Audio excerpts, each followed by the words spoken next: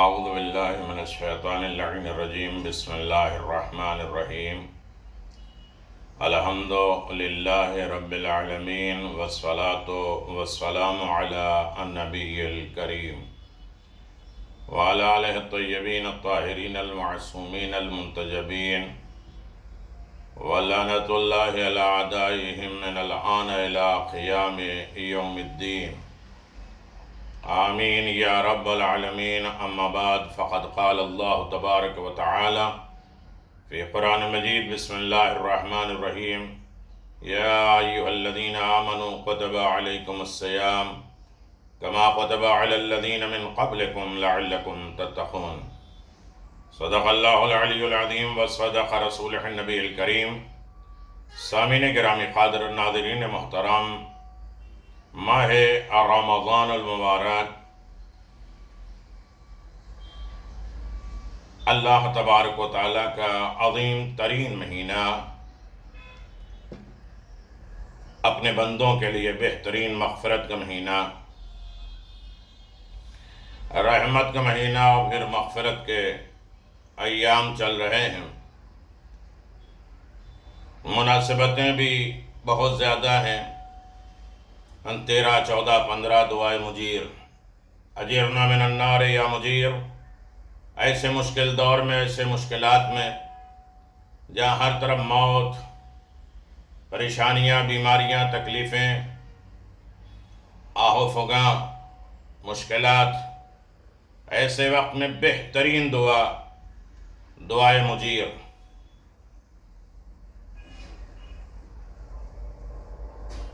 جو پڑھے گا اس کے گناہ تو بخش ہی دیے جائیں گے، خواہ وہ بارش کے قطرے اور درختوں اور پتوں اور صحراؤں کے ریت کے دانوں کے برابر ہی کیوں نہ ہو۔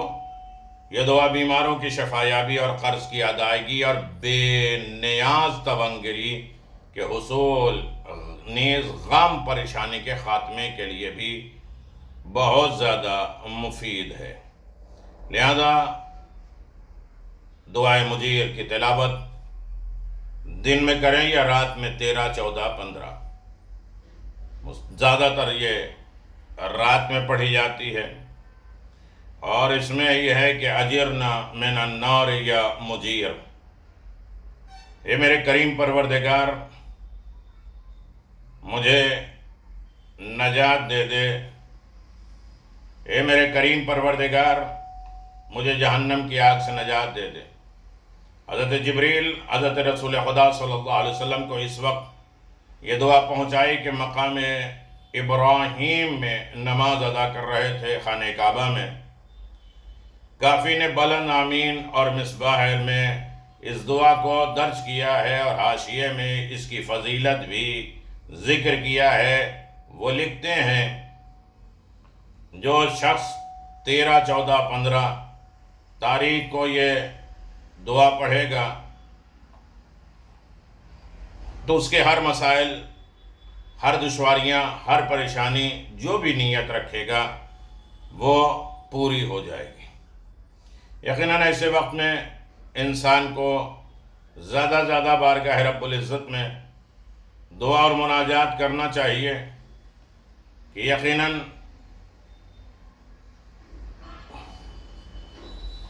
مشکلات میں خدا کے علاوہ کوئی سہارا نہیں رہتا۔ خدا نے جو بھیجا ہے سہارا، اسی کے اعتبار سے ہمیں زیادہ زیادہ بارگاہ رب العزت میں دعا کرنا چاہیے۔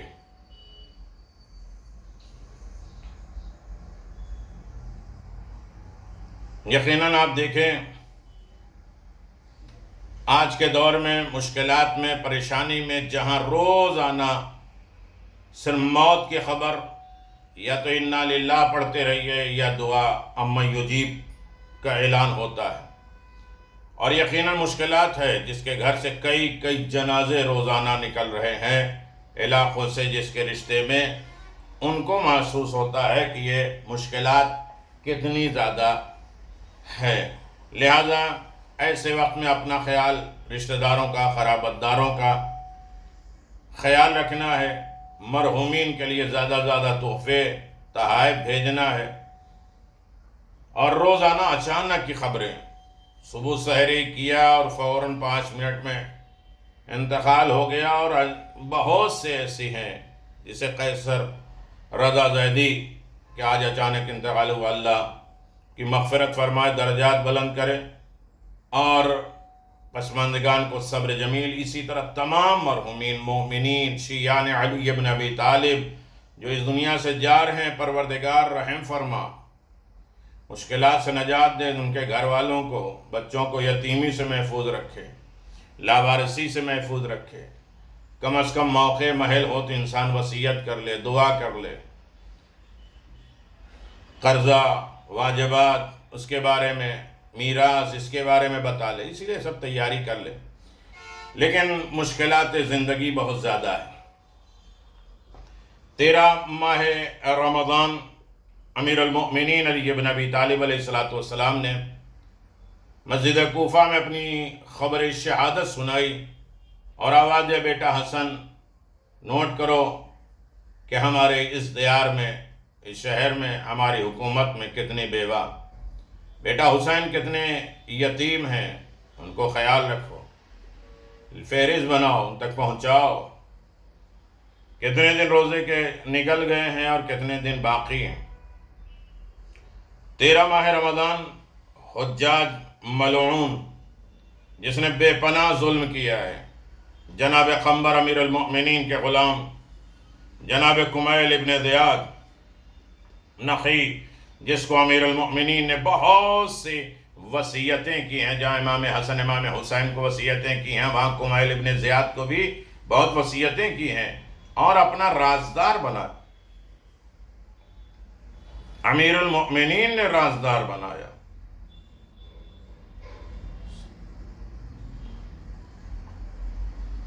غزوہ مستلق، حجاج کی ہلاکت، حضرت کمیل ابن زیاد مامور امیر المؤمنین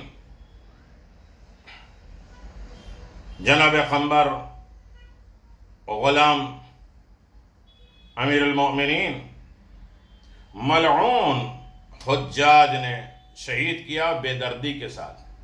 فضائل جناب قنبر دیکھیے، جناب کمیل ابن زیاد کے فضائل آپ دیکھیں کہ جن کو امیر المؤمنین نے اتنی زیادہ وصیتیں اور نصیحتیں، اور اپنا رازدار، امیر المؤمنین کمیل کو اپنا رازدار بناتے ہیں۔ کبھی جناب کمیل کے سلسلے میں 10 مجلسیں ہیں، ان کے فضائل اور ان کے فضیلتیں اور ان کے دروس، ان کی نصاحت، اور 70 سے زیادہ وصیت امیر المؤمنین کی۔ دعائے کمیل پڑھتے ہیں، یہ انہی کا تحفہ ہے۔ امیر المؤمنین کو سجدے میں پڑھتے سنا تو کہا یہ بتا دیے، کہا یہ سب کو نہیں بتانا، یہ امانت ہے، جو اسے برداشت کر سکے، جو اس کے مقام کو اٹھا سکے، اس کو دینا۔ تو بہت سی چیزیں ہیں۔ 13 ماہ رمضان المبارک کو جناب قنبر جو حضرت امیر المؤمنین کے غلام تھے، جنہیں تاریخ کے گمنام کرنا چاہا، چھپانا چاہا، شہادت پیام اسلام کی خدمت میں ہدیہ پیش کرتے ہیں۔ جناب قنبر ایران کے علاقے ہمدان کے رہنے والے تھے یا یمن کے قبیلے ہمدان کے فرد تھے۔ 25-30 برس کے تھے کہ ایک جنگ میں غالباً عمری دور میں گرفتار ہو کر مدینے آئے، تو امیر المؤمنین علی بن ابی طالب نے خریدا اور ساتھ لے گئے۔ مسلمان مجاہدوں کے ہاتھ لگے زخمیوں کو مولا نے اپنے دست شفقت کے ساتھ صاف کیا، مرہم لگایا، دل جوئی کیا۔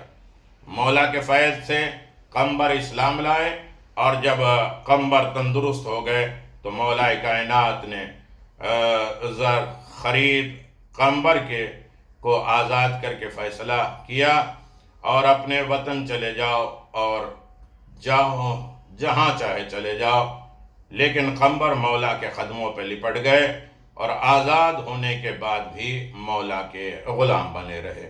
بہت زیادہ فضیلت ہے۔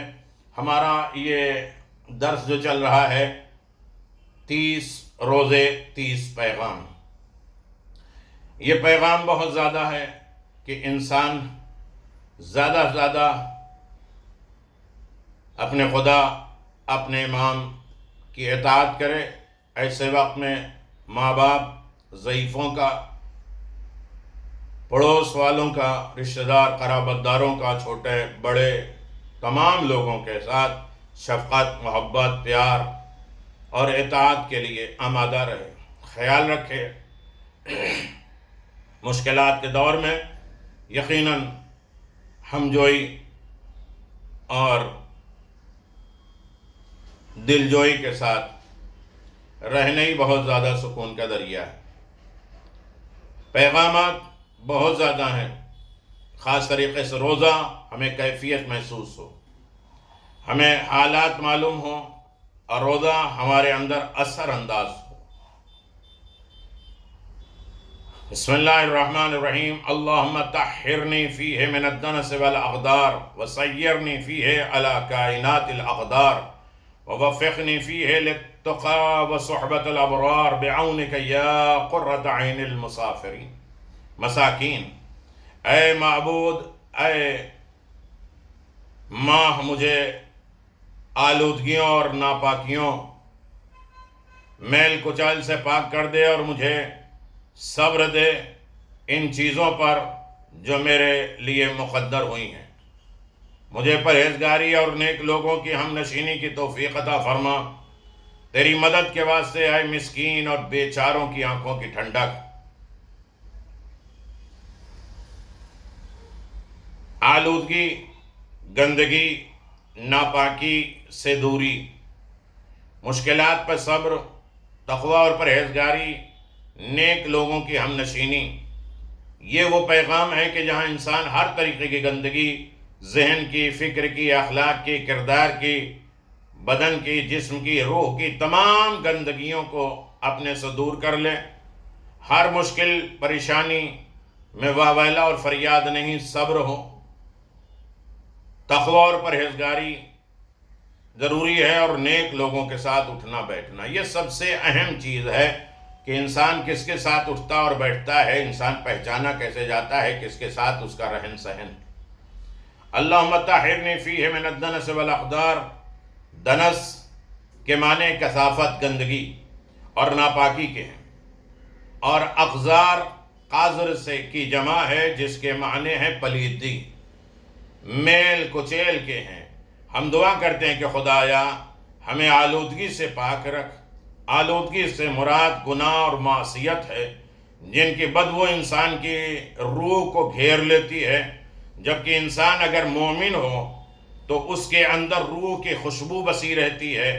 اویس قرنی جب پیغمبر اسلام صلی اللہ علیہ وآلہ وسلم سے ملاقات کرنے کو آئے تو رسول خدا صلی اللہ علیہ وسلم کا گھر اور اس کی فضا معطر ہو گئی. اس لیے جب دوسرے دن پیغمبر اسلام صلی اللہ علیہ وسلم اپنے گھر واپس آئے تو فرمایا انی لأجد نفس الرحمن من جانب الیمن. اویس کی خوشبو محسوس کر رہا ہوں. یہ ایمان کی خوشبو تھی، جیسے کربلا کی خاک سے ایمان والوں کی خوشبو آج تک مشام عالم کائنات میں خوشبو پھیلا رہی ہے، معطر کر رہی ہے. گناہ اندرونی ہو، باطنی ہو یا ظاہری اوپن ہو، گناہ باطنی طور پہ نجات کی ذریعہ ہے. چنانچہ ہم جس عضو سے بھی، جس حصے سے بھی، جسم کے جس حصے سے بھی گناہ کرتے ہیں، ہمارا وہ عضو، ہمارا وہ پارٹ باطنی طور پہ ناپاک ہو جاتا ہے. زبان سے غیبت کیا، زبان نجس ہو گئی. دل میں حسد رکھا، دل نجس ہو گیا. فکر میں برے خیالات لائے، فکر نجس ہو گئی. اور نجاست کے اندر بدبو ہوتی ہے. لہذا انسان جب اپنے اعضاء سے گناہ کرے، اپنے جسم کے حصے سے گناہ کرتا ہے تو ان اعضاء سے باطنی طور پہ بدبو آتی ہے کہ انسان ان باطنی چیزوں سے اپنے آپ کو بچائے. حدیث میں ارشاد ہے کہ انسان جب جھوٹ بولتا ہے تو اس کے منہ سے بدبو نکلتی ہے، حتیٰ کہ فرشتے اس سے تکلیف محسوس کرتے ہیں، اس بندے سے دور ہو جاتے ہیں. ایک اور حدیث میں ارشاد ہے کہ جب آدمی کی وفات ہونے کا وقت قریب آتا ہے تو ملک الموت کے ساتھ آنے والے فرشتے اس آدمی کے اعضاء کو سونگتے ہیں. جن اعضاء سے اس نے گناہ کیے ہوتے ہیں ان اعضاء سے اس کو بدبو محسوس ہوتی ہے۔ نیکوکار انسان کے اعضاء گناہوں سے پاک ہوتے ہیں، لہذا اس سے بدبو محسوس نہیں ہوتی، کیونکہ نیکی میں خوشی بو ہوتی ہے، اچھی خوشبو ہوتی ہے، لہذا نیک لوگوں کے اعضاء سے خوشبو آتی ہے۔ رب العزت اپنے پسندیدہ افراد کے اندر نیکی کی خوشبو اتنی بڑھا دیتا ہے کہ وہ لوگوں کے ظاہر بھی محسوس ہوتی ہے۔ خود نبی کریم صلی اللہ علیہ وسلم کے پسینے مبارک سے اتنی خوشبو آتی تھی کہ مدینہ منورہ کی دلہنیں بھی وہ پسینہ مبارک بطور خوشبو استعمال کرتی۔ دنیا خوشبو تلاش کرے، پیغمبر کے پسینے کو لوگ تلاش کرتے تھے اور وہ دلہنوں پہ اور شادیوں میں اچھے وقت میں لگایا کرتے تھے، اور آپ جس راستے سے گزر جاتے تھے وہ راستہ معطر ہو جاتا تھا خوشبو سے۔ حضرت امیر المؤمنین علی بن ابی طالب علیہ السلام فرماتے ہیں تعطروا بالاستغفار ولا تزحنکم روائع الذنوب، اپنے آپ کو استغفار سے آراستہ کرو، توبہ اور استغفار زیادہ زیادہ کرتے رہو، اور توبہ اور استغفار کرتے رہو گے تو یقیناً وہ نہ گناہ کی بدبو تمہیں بے آبرو کرے گی، نہ کوتاہیاں اور غلطیاں تمہیں بدبودار بنائیں گی، بلکہ انسان استغفار کے ذریعے اپنے آپ کو خوشبودار بنا دے گا۔ دوسرا پیغام آج کی دعا میں وَسَيِّرْنِي فِيهِ عَلَى كَائِنَاتِ الْأَقْدَارِ، دعا کے اس حصے میں ہم خدا سے چاہتے ہیں کہ مجھے تیری قضا اور قدر، تیرے فیصلے، تیرے آرڈر کے مقابل میں راضی رکھ۔ آج ہر طرف موت کا بازار گرم ہے، ہر طرف فتنے اور فساد ہے، ہر طرف جنازے ہیں اور بیماریاں ہیں۔ قضاء الہی، اللہ کے فیصلے پر انسان راضی ہو جائے، اس لیے کہ پروردگار سے درخواست کرتے ہیں خدایا مجھے اپنی تقدیر کے سامنے صابر۔ کائنات الاقدار سے مراد حتمی فیصلہ، حتمی قضاء اور قدر الہی۔ امیر المؤمنین علی بن ابی طالب مناجات شعبانیہ کے ایک فقرے میں بارگاہ الہی میں عرض کرتے ہیں وَقَدْ جَرَتْ مَقَادِيرُ عَلَى يَا سَيِّدِي فِيمَا يَكُونُ مِنِّي إِلَىٰ آخِرِ عُمْرِي مِنْ صَرِيرَتِي وَعَلَانِيَتِي، اور یقیناً تیری تقدیریں میرے بارے میں اے میرے آقا میری عمر کے آخری تک جاری ہوئی ہیں، میری خفیہ امور، میرے اندر کے کام، میرے چھپے ہوئے کام اور آشکار کام، کھلے ہوئے کام کے متعلق اصلاح میں قدر اور تقدیر الہی یہ ہے کہ اللہ تعالیٰ نے ہر مخلوق کے لیے مقدار، کیفیت، زمان، مکان کے لحاظ سے، یعنی کس انداز سے اس کے اوپر مشکلات ہو، کس زمانے میں ہو، کس مقام پہ ہو، کتنی ہو، کتنا وہ برداشت کر سکتا ہے، لہذا سے اندازہ اور حدود مقرر کیے ہیں جو تدریجی، اسٹیپ بائی اسٹیپ، درجات بدرجات، علل اور اسباب، سبب، کارن، وجہ کے باعث بنتی ہے۔ بعید، متوسط اور قریب مقدمات میں مشتمل ہوتی ہے، کبھی دور میں مشکلات آتی ہے، کبھی درمیان میں بالکل بیلنس میں آتی ہے، کبھی قریب میں جو ہے وہ مشکلات آتے ہیں، بعض اسباب کی تبدیلی سے تبدیل ہو جاتے ہیں۔ ہم نے صدقہ دیا، مشکلات چلی گئی، ہم نے یہ زیارت پڑھی، زیارت عاشورہ پڑھی، یہ مشکلات ختم ہو گئی، ہم نے کسی کو کھانا کھلا دیا، مشکلات ختم ہو جائے گی، تبدیلی ہوتی رہتی ہے، لیکن قضاء اور قدر الہی ہے، اللہ کا فیصلہ برحق ہے اور اللہ ہی فیصلہ کرتا ہے۔ دشوار ترین بحثوں میں سے قضاء اور قدر کے بارے میں پہلا سوال جو ذہن میں آتا ہے وہ یہ ہے کہ اگر ایسا ہے کہ انسان کی زندگی میں جو کچھ بھی پیش آتا ہے، جو کچھ بھی ہوتا ہے وہ اللہ کے قضاء اور قدر اور فیصلے کے مطابق ہے، تو پھر دعا کیوں کیا جائے، صدقات کیوں کیا جائے، نیکیاں کیوں کی جائے، اچھائیاں صلہ رحمی کیوں کی جائے، کیا فائدہ؟ زندگی میں انسان کی کوشش اور محنت کا کیا فائدہ؟ اس کا مختصر جواب یہ ہے کہ پہلا یہ ہے قضا اور قدر. گھنی ٹہنیوں والے وہ ڈال، وہ شاخ جو گھنی ہو، زیادہ پتے زیادہ پھل والے درخت کی طرح ہے، ان کی ٹہنیوں میں سے ایک ٹہنی یہی دعا ہے. اور پھر دعا کا مستحب ہونا قضاء الہی کا ایک مصداق ہے. دعا کا مستجاب ہونا، دعا کا قبول ہونا، یہ خدا کے فیصلے ہیں کہ کس کی دعا قبول ہوگی، کب ہوگی، کیسے ہوگی، یہ خدا کا فیصلہ ہے.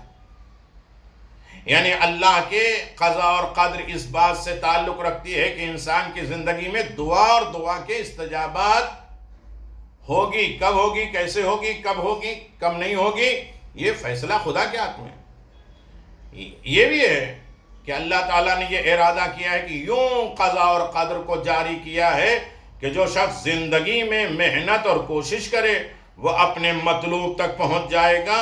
اور یہ مقدر کیا ہے کہ جو شخص تقوی اختیار کرے وہ کامیاب ہو جائے گا.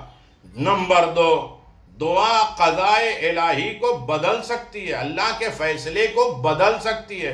علم الہی کے اعتبار سے اللہ کہتا ہے یہ ہونا ہے، لیکن اس کے بعد انسان نے اچھائی کی ہے تو اللہ کہتا ہے کہ میرے علم میں تھا کہ تمہاری 60 سال کی عمر ہے، لیکن اگر صدقات اور خیرات اور رشتہ داروں کے ساتھ اچھا سلوک نہیں کیا تو تمہاری گھٹ کے 30 سال ہو جائے گی، لیکن اس کے علم میں ہے کہ 60 سال ہو. اب یہ ہمارے ہاتھ میں. دیکھیے امام محمد باقر علیہ السلام فرماتے ہیں الدعاء يرد القضاء وقد ابرم ابرام. دعا قضا کو ٹال دیتی ہے، فیصلے کو ٹال دیتی ہے، موت کو ٹال دیتی ہے. قضا بالکل مضبوط ہو چکی ہے. یہ عالم خلقت کا ایک اور عجیب شاہکار ہے پروردگار کا کہ انسان اس عظیم کائنات میں اللہ کے اذن اور اجازت سے اتنا اثر ڈال سکتا ہے کہ شب قدر کی جو اتنی اہمیت اس کی ایک وجہ یہ ہے کہ ہم اللہ کی بارگاہ میں جا کر دیکھیں کہ اپنے مقدرات میں کیسا اثر ڈال سکتے ہیں، ہم اپنے مقدر کو کیسے چینج کر سکتے ہیں، بدل سکتے ہیں، اثر ڈال سکتے ہیں. اللہ کی بارگاہ میں حاضر ہو کر کم سے کم ادب اور احترام اور تواضع کے ساتھ عرض کریں کہ بار الہ، ہاں میں نے 1 سال تیری نافرمانی کی، لیکن اسی ایک رات میں جس کے بارے میں تو نے فرمایا 1000 مہینوں سے بہتر ہے، میں آیا ہوں خاکساری کے ساتھ، تواضع کے ساتھ، انکساری کے ساتھ تیری بارگاہ میں کھڑا ہوں، جھکا ہوا ہوں. یہی شب قدر کی انکساری ہمارے مقدرات میں بہت اثر ڈال دیتی. خیال رہے کہ ہو سکتا ہے کہ شیطان انسان کے دل میں یہ بات ڈال دے کہ تم 1 سال میں انسان نہیں بنے تو 1 رات میں کیسے انسان بن جاؤ گے. شیطان بھی الہام کرتا ہے، متوجہ کرتا ہے. اگر ایسی سوچ آئے تو انسان اس بات پر غور کرے کہ یہ رات 1000 مہینوں سے افضل ہے اور اس رات میں مقدرات لکھے جاتے ہیں. ہو سکتا ہے یہی 1 رات کو میں سیدھی راہ پر آ جاؤں، ہدایت پا جاؤں، میرا مقدر بن جائے، کیونکہ اتنی بڑی رات کو توبہ کرنے والا، اپنے گناہوں پر شرمندہ ہونے والا شخص اس آدمی کے برابر نہیں ہو سکتا جو 1 رات کو بھی بارگاہ الہی میں نہیں آیا. شب قدر میں یہی شب بیداری اور رات کو جاگنا بارگاہ الہی میں ایک طرح کا تواضع ہے، انکساری ہے، اور ان مقدرات کا ایک طرح کا احترام ہے جنہیں اللہ ہمارے لیے مقرر کر چکا ہے. مثلا جب ہم شب قدر کو اعمال بجا لاتے ہوئے ادب احترام کے ساتھ بیٹھے ہوئے کہہ رہے ہیں الغوث الغوث خلصنا من النار یا رب، تو ہو سکتا ہے اللہ تعالی ہمارے لیے بہتر مقدر اور مصلحت لکھ دے. وَوَفِّقْنِي فِيهِ لِلتُّقَىٰ. دعا کے اس حصے میں ہم پروردگار سے چاہتے ہیں کہ ہمیں تقوی اختیار کرنے میں کامیابی عطا فرما.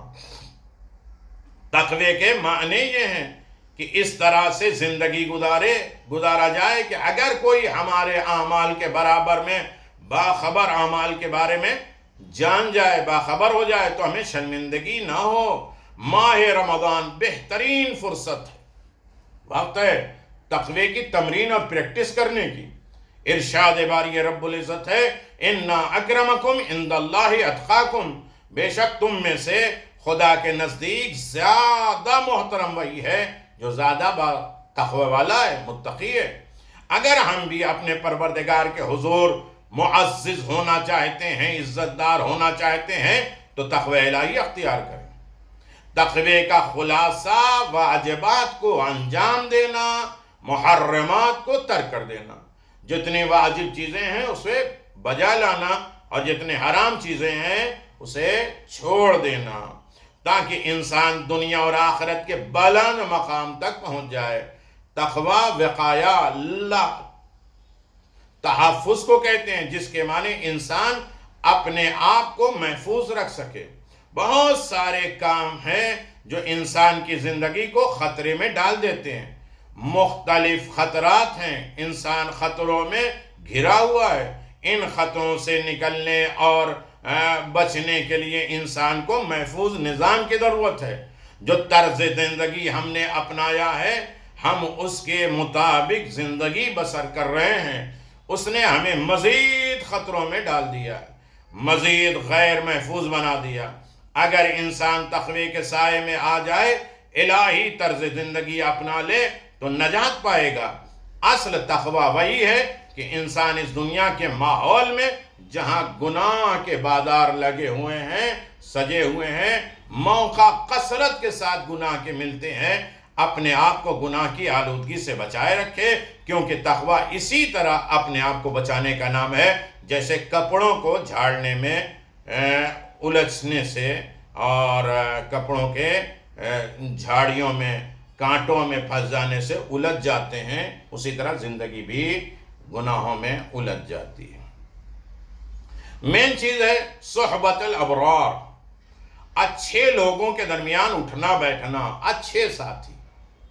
انسان کی موت آتی ہے تو امیر المؤمنین پہلے آتے ہیں، قبر میں معصومین علیہ السلام پہلے آتے ہیں، اور اس کے بعد تسلی و تشفی دیتے ہیں کہ گھبراؤ نہیں، پریشان نہ ہو۔ انسان مدنی بالطبع، دعا کے اس حصے میں ہم خدا سے چاہتے ہیں، خدایا ہمیں صرف اچھوں کے ساتھ بیٹھنے اٹھنے کی توفیق دے۔ اللہ اکبر۔ اس نقطے میں غور کریں کہ کس کے ساتھ ہم نشینی کریں، کس کے ساتھ بیٹھیں۔ صحبت اچھی ہو، لوگوں کے ساتھ جس کے ساتھ اٹھنا بیٹھنا اچھی ہو یا بری، بہرحال اثر رکھتی ہے۔ اگر انسان نیک اور صالح لوگوں کے ساتھ اٹھنا بیٹھنا رکھے گا تو وہ نیک بن جاتا ہے، اس کے لیے نیکیاں کرنا اور برائیوں سے بچنا آسان ہو جاتا ہے۔ اگر برے لوگوں کی صحبت میں بیٹھا تو وہ بھی لاکھ کوشش کے باوجود برا ہی بن جاتا ہے۔ الاماء رحم ربی، اس لیے شریعت اسلامی نے بری صحبت سے بچنے کے اور اچھی صحبت میں اپنانے کا حکم دیا ہے۔ اور یہی بات یوں بیان کی جائے کہ صحبت صالح راس علیہ کنر، صحبت تعلی کنر۔ عرب کہتے ہیں المرء علی دین خلیلہ، انسان اپنے دوست کے ساتھ جڑا ہوتا ہے۔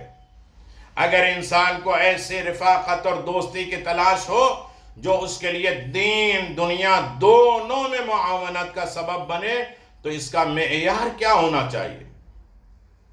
آیات اور روایات میں دوست کسی کو بنانا چاہیے اور اس کو اس طرح بیان کیا جائے کہ دوست وہ ہے جو تمہیں خدا کی یاد دلائے۔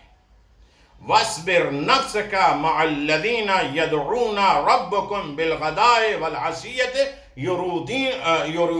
يُرِيدُونَ وَجْهَهُ، اپنے نفس کو ان لوگوں کے ساتھ صبر پر آمادہ کرو جو صبح و شام اپنے پروردگار کو پکارتے ہیں اور اسی کی مرضی کے طلبگار ہوتے ہیں۔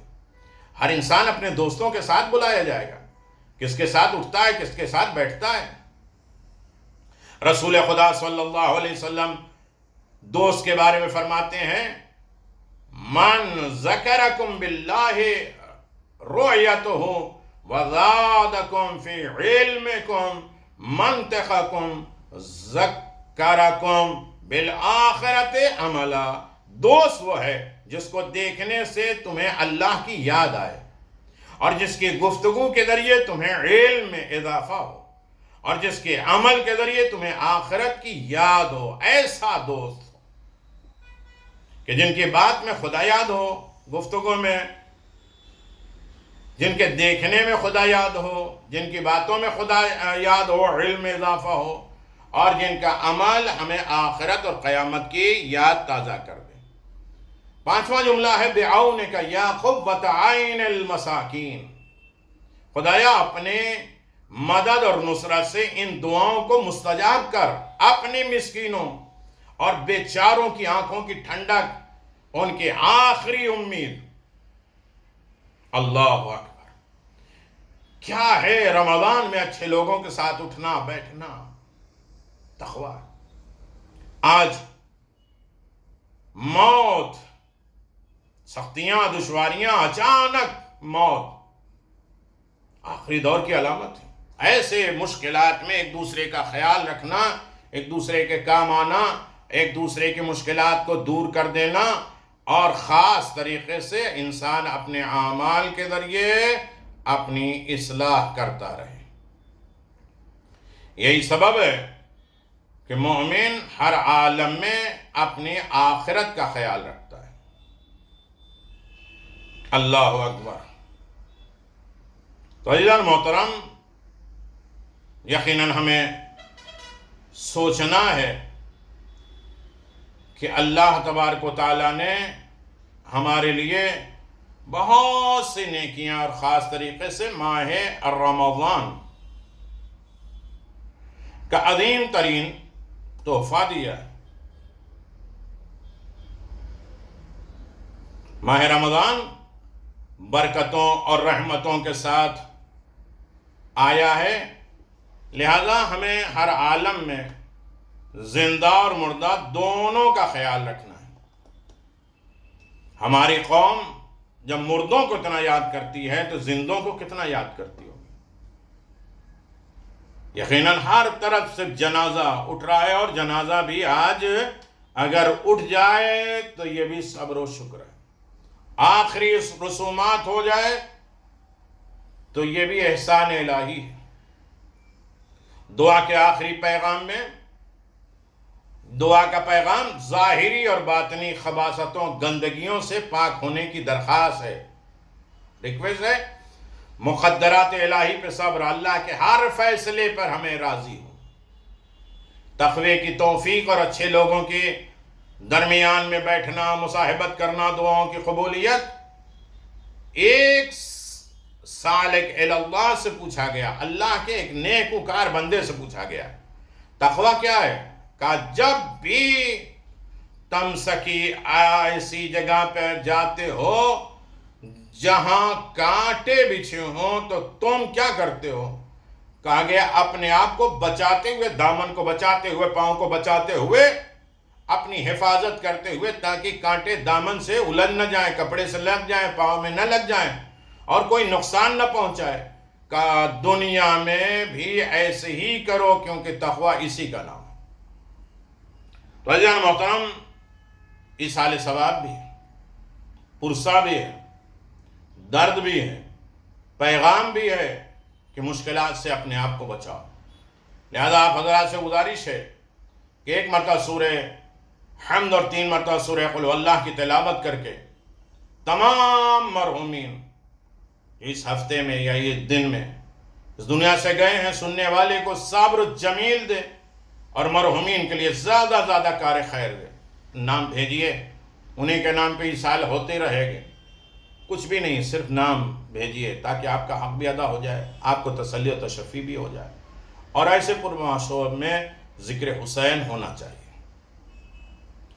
لہذا آپ حضرات سے گزارش ہے کہ اپنے اپنے تمام مرحومین اور خاص طریقے سے قیصر رضا زیدی ابن حیدر رضا زیدی کے مغفرت کے لیے، درجات کی بلندی کے لیے، اور ان کے قرابت دار رشتہ داروں کے لیے صبر کی بہترین دولت کے لیے سورہ مبارکۃ الفاتحہ۔ بسم اللہ الرحمن